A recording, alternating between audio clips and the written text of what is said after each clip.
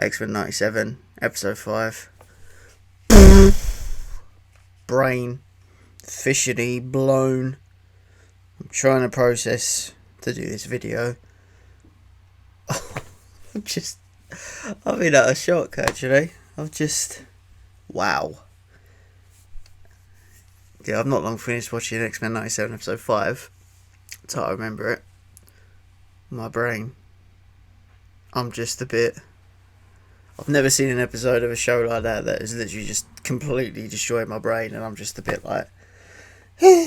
So we're going to talk about it today. Something a little different for the channel, so let's get into it. What's up guys, welcome back to the channel today. I'm doing something I may make a regular thing.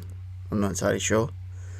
So, it's no secret, massive nerd, gamer, like watching shows, films, all that kind of jazz. And a lot of my YouTube inspirations, like a lot of the commentary channels, they sort of do reactions and discuss like episodes and films. So I thought maybe I'll mix it up and try this on the channel, see if I can do it.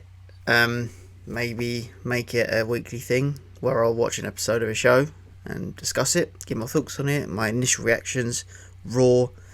Maybe do a watch party, not sure yet. But yeah, so for this video, as you'll see from the title, I'm going to be talking about X-Men 97 episode 5, Remember It. So I've watched this episode twice now, because I feel like I might have missed stuff in the first watch. Oh my days, my brain. So obviously, before I actually get into the nitty gritty of the episode, and I'll post a spoiler warning before I actually talk into the episode. So X-Men 97 is a continuation of the 90s X-Men animated show. They decided to bring it back. I suppose you could call it a revival, if you like. So obviously it's got the updated like animation art. It's still got the original art style, but it's just been sort of modernised a little bit, but it still is faithful to the original. So it looks really awesome. In terms of, it's still the original style, but obviously it's just been modernised with all the updated animation, so that's pretty cool. I think you got most of the original voice actors in it, which is pretty sweet. X-Men 97 showrunner is Bo Mayo. So he's the one that's also written the season. It's been out, this is the 5th episode that's come out, and every episode has been it's just got better and better and better for this one. Just try to talk about it, it's a struggle, because it was such a mind-blowingly good episode, and to me it's what the Marvel Cinematic Universe has solely been lacking, because I was just like, if they can do this in an animated show, why can't they translate it to real life? So the title, as I mentioned, is called Remember It, which throughout the episode it has different sort of meanings, interpretations to the characters, if you like, and you can sort of analyse it from each of the character standpoints to see why that title's got significance, because as the episode goes on, yeah, stuff starts happening and you start finding out stuff, and you're like, I can see why this title kind of was perfect for this episode. So without further ado, I'm going to put up a spoiler warning on the screen now. So obviously from here on, while you see that, I will be talking spoilers. I can't be any more crystal, I can't give any more warning than that. So if you're still watching the spoiler review with the spoiler notice on the screen, that's kind of on you, because I'm doing my due diligence. Spoiler warning is there. So from this point on, I'm going to be talking about the episode, everything that happens, because there's a lot to dissect. So if you're still watching it and you haven't seen it, it's on you, because I've given you a warning. So without further ado, let's go. Okay, so if you're still here, you've seen the episode, and if you haven't seen the episode and you're still here, then you will get stuff spoiled for you, and I've given you fair warning. So I'm going to jump into it. So yeah, episode 5, titled Remember It. And that title really cuts deep by the time you get to the end of this episode. And oh man, it shouldn't go, this is episode 5, and it shouldn't be going this hard at the halfway point. Because this is the halfway point of the show. It felt like a season finale. It was that kind of like scope and scale, and I was like, holy shit. Like, I was not emotionally immensely prepared for it, to be honest. So the focus of the episode, it's kind of, if you've watched X-Men 97, then obviously you'll know where we are, but for those that haven't, we essentially find out that Jean Grey was cloned, and there's 2 versions of Jean Grey to make things really confusing. So this episode follows the aftermath that we have the original Jean Grey come back and the clone, who is now known as Madeline Pryor, who essentially has been living with the ex-mansion with Cyclops all this time, and obviously Cyclops and Jean have had a baby, or Madeline, God, just, even I'm getting confused trying to explain it. And then, last thing we saw, she went off on her own to try and live her life and figure stuff out, so that's where we were.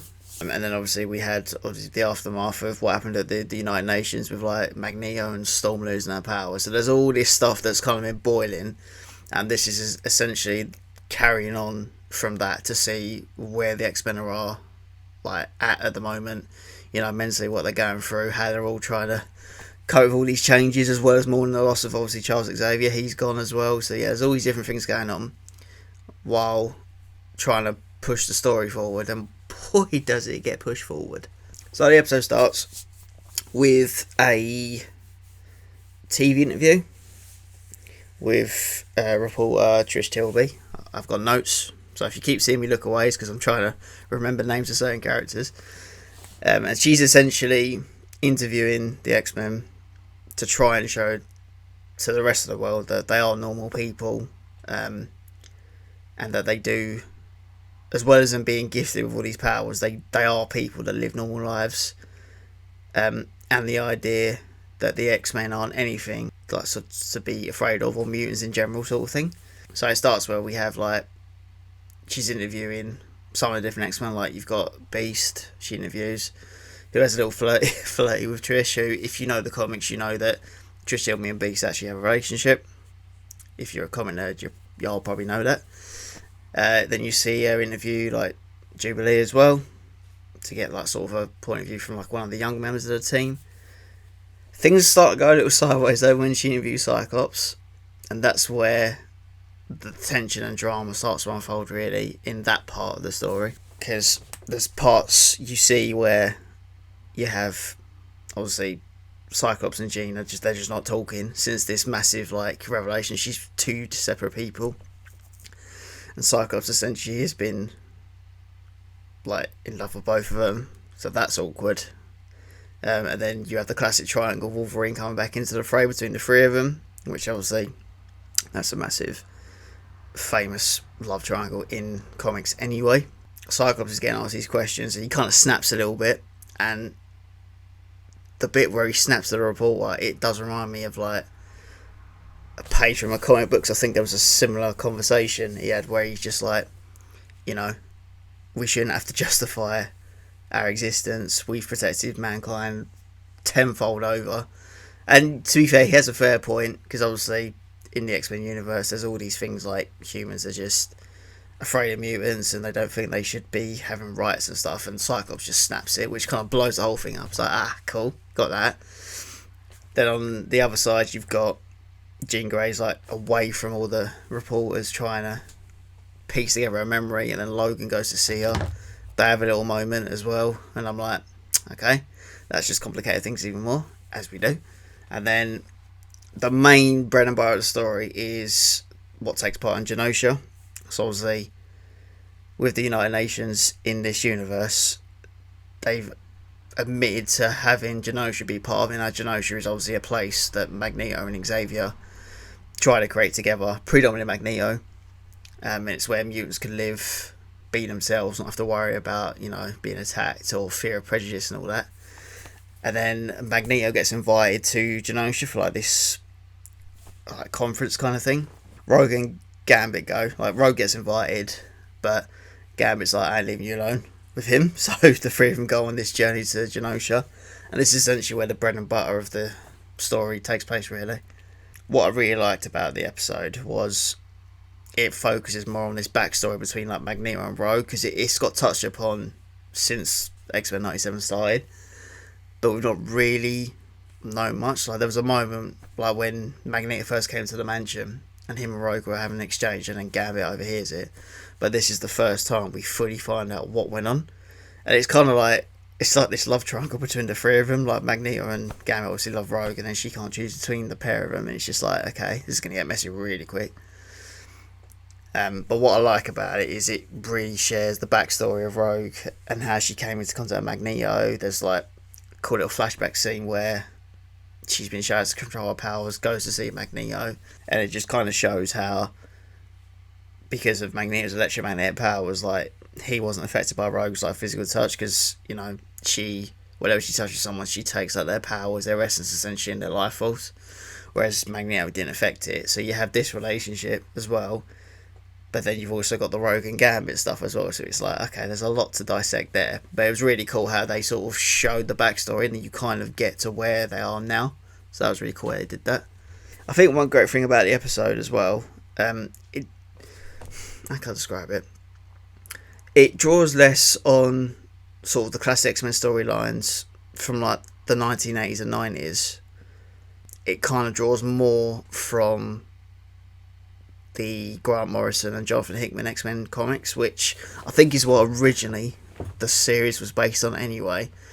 But it's kind of taking more influence and references from that. Obviously, there's some of, I don't think it's a stretch to say, there's some of probably the most famous and well-loved X-Men comic runs. I mean, Grant Morrison, what he did with, what he's done with the X-Men run was just brilliant. So I think them doing that, if you're a comic fan or nerd like me, you'll sort of be like, oh, okay, yeah, I sort of know where we're going with this now. But at the same time, it's doing its own thing as well. So it's not a carbon copy from the comic, which I like, because it's kind of like honouring the original source material, but doing their own thing, which is pretty sweet. Got to see a new, well, not new, but I suppose for this iteration of the show, we got to see Nightcrawler come into it, which is pretty sweet. He was only for a little bit, but it was just cool seeing Nightcrawler again, because, you know, Nightcrawler is such a well-loved X-Men character, and you get to see him reunite with Gambit and Rogue, which is pretty sweet. He's not in it a lot, it's only like a little, just sort of introduction to him, but he's in it, I think he's in it just to sort of have the one-on-one with Gambit and to try and get Gambit's head straight, and then he does play a little part in the final part of the episode as well when the action kicks off, so that was pretty sweet as well. But yeah, it was just cool just to see him on screen, and his powers looked really cool the way they animated it as well, so I was like, yep, I'm happy seeing the boy in blue anytime. We're in Genosha, there's just like this gala going on, and before we switch to that part, like Gambit's getting ready for a night on the town, and then Rogue sort of flies by, and they have this hard one-on-one conversation where she basically tells Gambit everything about the past of Magneto and stuff, and explains obviously Magneto's being asked to be the sort of leader of Genosha, and his condition is that he'll do it if he can have one of the X-Men, and he wants Rogue to like essentially be his number 2 there. So then Rogue basically spills everything out to Gambit, and then they have this really hard emotional exchange where like Gambit's just like respected that the Rogue now want to be official with him and stuff, but then he's just like, I don't understand why it's got to be Magneto, and then she said like, you know, can't just feel you and stuff, which that line has a different meaning when you get to the end of the episode. And then he was like, well, I'll still be here. He said, but I'll only be here as a friend. And then he says to her, like, you know, he'll wager that Magneto will break her heart in two. And then she's like, Gambit knows the odds. And he's like, well, I'm here, but I can't be more than a friend right now. So then that kind of makes what's about to happen even more tragic in a way. So then they have that exchange, then we switch to the gala. So we get to the gala, you think, all right, everything's hunky-dory, calm, everything's alright. And then we notice that Magneto and Rogue, they have this little exchange. Gambit sees him, walks off.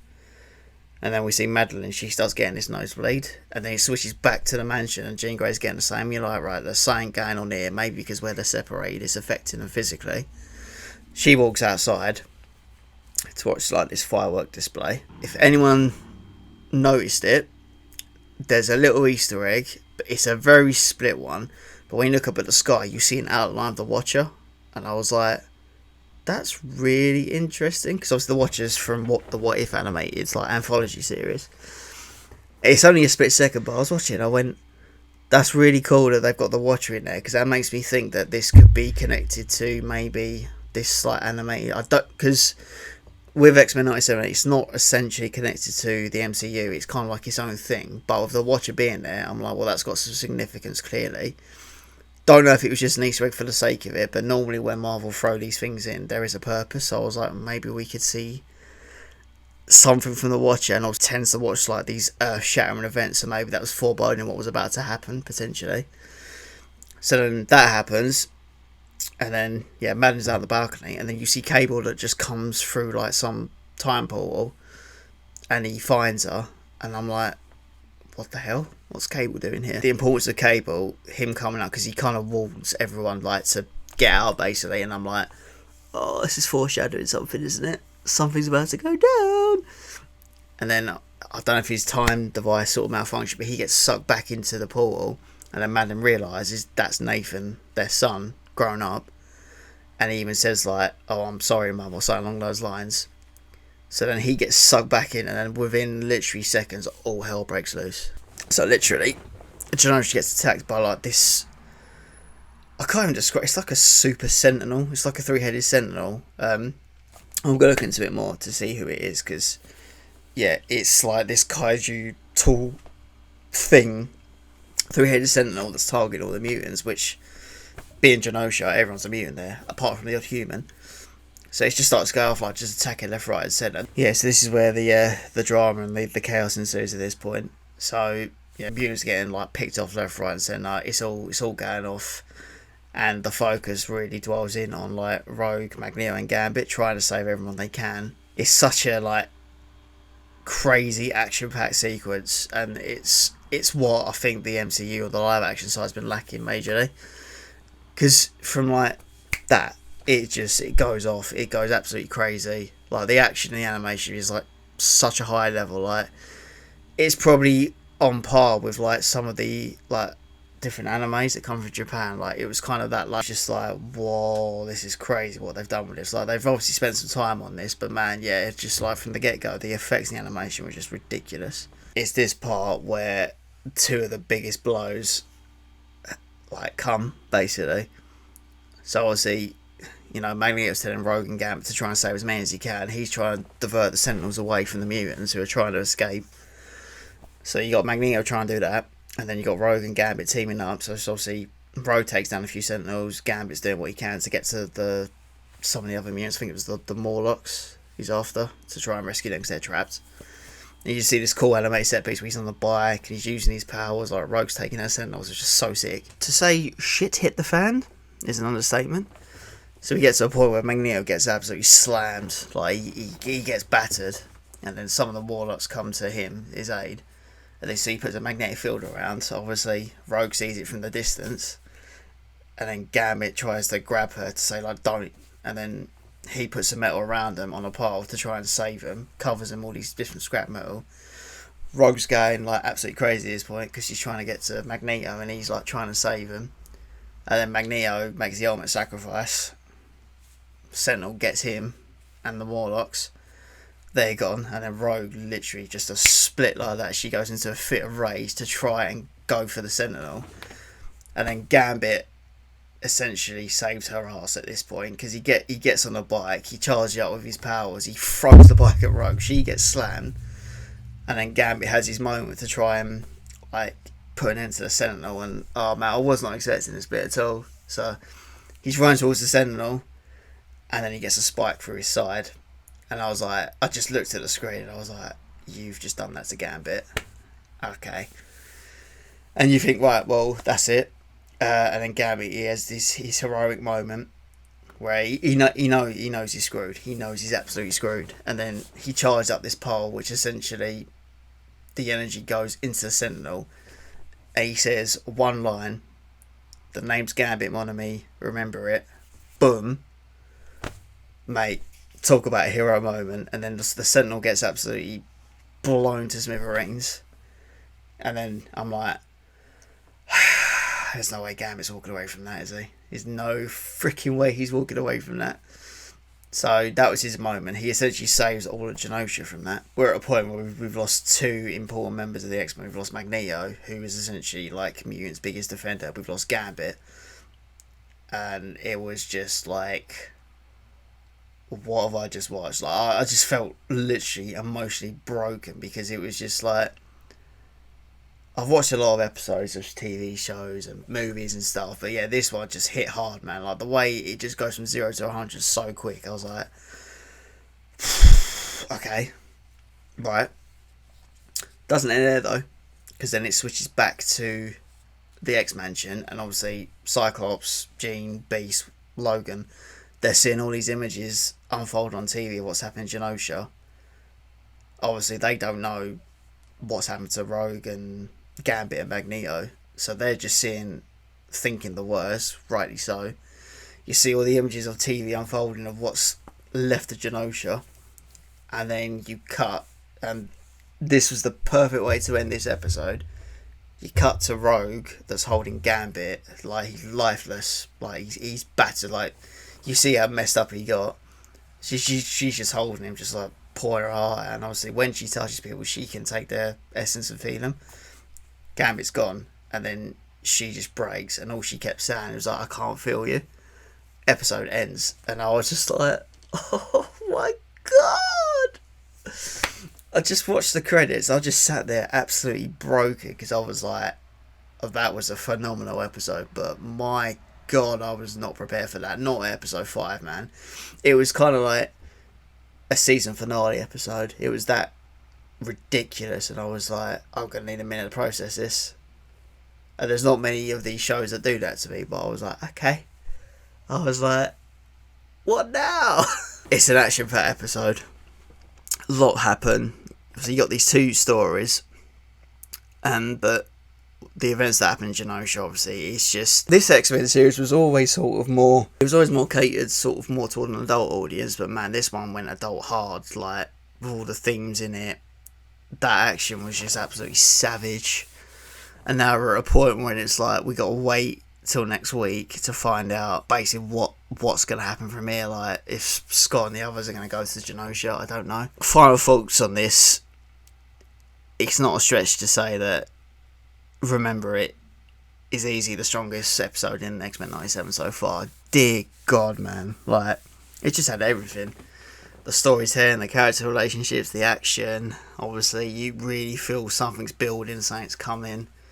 The little Easter eggs are in there. It's just, it had everything. And for a 36 minute episode, they put so much into it, but it didn't feel like overpacked. It flowed well. It didn't feel like the stuff needed explaining sort of thing. It just, the pacing was just spot on. I think the episode itself, it perfectly captures what the X-Men is, the stakes, and it was just made a really great X-Men story, like from start to finish. Obviously, the core of it is these two different life triangles where you've got Jean, Madeline, and Logan on one side, then you've got Magneto, Rogue, and Gambit on the other. But even though it's not like over the top of it, it's in the episode to a point where you're like, this has relevance. It's not like trying to create some, angsty drama sort of thing. There's a purpose for it and what's happening to the other characters in between. I think it's just like what makes the episode as good as it is. It's like this action, like adrenaline rush at the end, like because from the minute that Sentinel first attacks to the rest of the episode, it's just like the action's intense, it's ramped up, it's dramatic. Obviously, our characters find themselves in a situation where they're essentially battling for their lives. It kind of felt like, I'm not saying it's the same, but with what Thanos did with the Avengers, it felt that kind of peril where it's like they're literally fighting for survival right now, while at the same time trying to save everyone, while Genosha's is being burnt to the ground around them. So there's all these different things that it's not just the case of like we're fighting to survive anymore. It just takes it to a whole new level. The episode, it just proves the ambition for the storytelling in this show. And I remember reading something from, I can't remember, I think it was like a press release or something when the show debuted, but like the creator, he turned around and said, oh, episode 5 was just a warm-up. If that's just a warm-up, we're in for some dark shit towards the rest of the season, and I don't know if I'm ready for it, to be honest.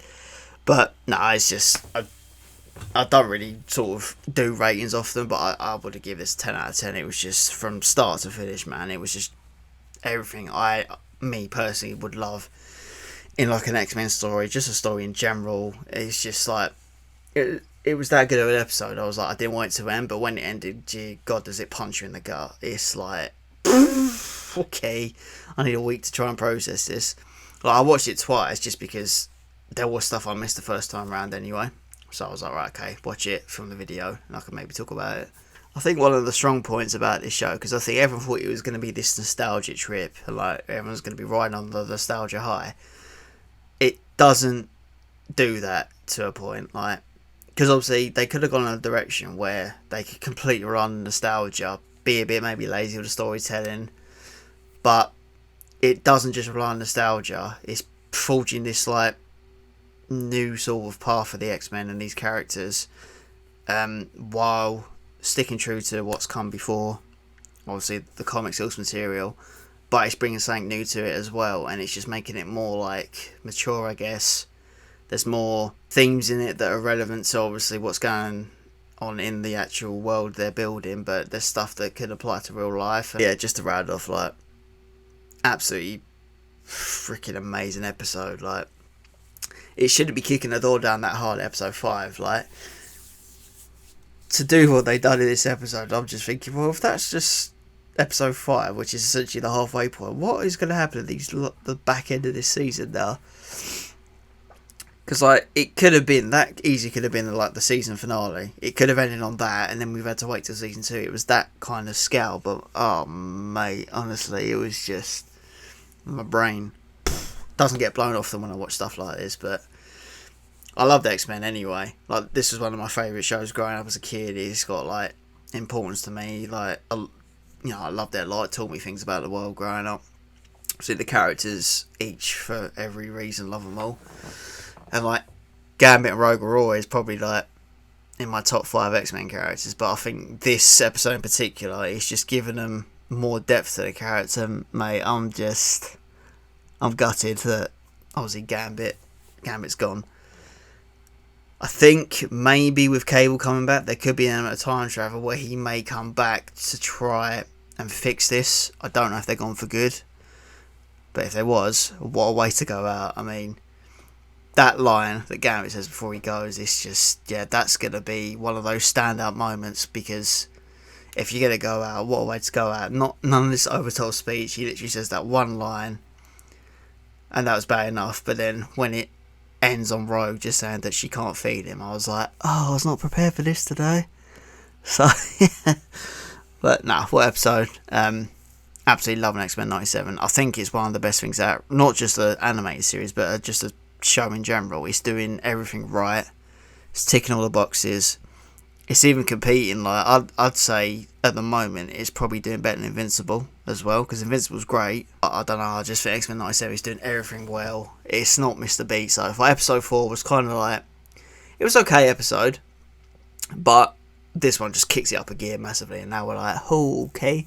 I'm just counting down till Wednesday now, because I don't know if there'll be, I think what they'll do, they'll probably do an episode that might maybe switch to the Storm story, maybe.